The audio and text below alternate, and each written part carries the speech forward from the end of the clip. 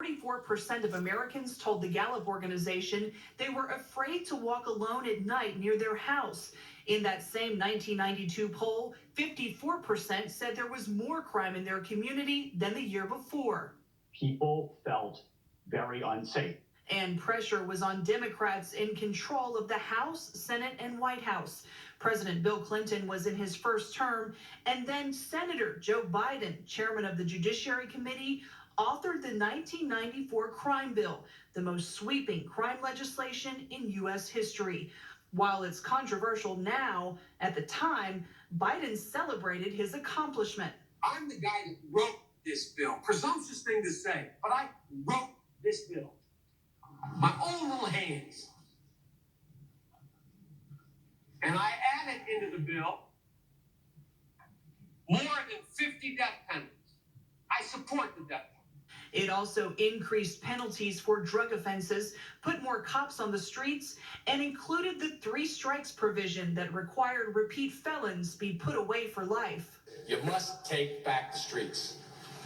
And you take back the streets by more cops, more prisons, more physical protection for the people. To build more prisons, the bill promised states billions in federal construction money if they implemented truth in sentencing laws to ensure criminals serve out most of their sentences. And by 1999, most states had changed or adapted their laws. It certainly made sense to the extent to which you believe that there was a crime problem to focus a lot of those dollars towards the state, since federal criminal law enforcement is only a very, very small percentage of people who are involved in the criminal justice system. The overwhelming number of people who are arrested, prosecuted, and incarcerated, that all happens at the state level, 90 some odd percent. Looking back, many Americans criticized the crime bill's devastating impact on communities of color. In a recent column, Democrats from the University of Pennsylvania wrote, Biden's 1994 crime bill championed the popular tough-on-crime approach during the countrywide escalation of policing, discriminatory stop-and-frisk tactics, mass incarceration, and the racist war on drugs. This tough-on-crime approach amounted to a war against Black and brown communities through police violence, which limited economic and educational opportunities. And as he courts Black voters to support him this fall, Biden now takes an apologetic tone. I haven't always been right. I know we haven't always gotten things right. He's even shifted blame onto the states he once incentivized. We have to say to the states, no more.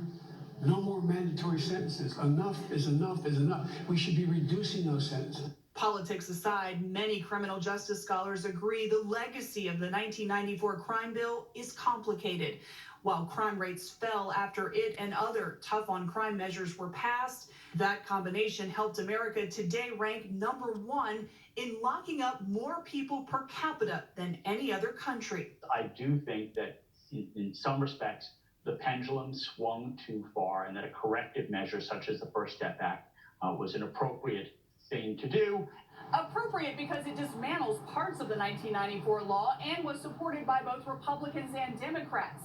And as policing and racial justice are debated between now and November, expect to hear much more about both measures.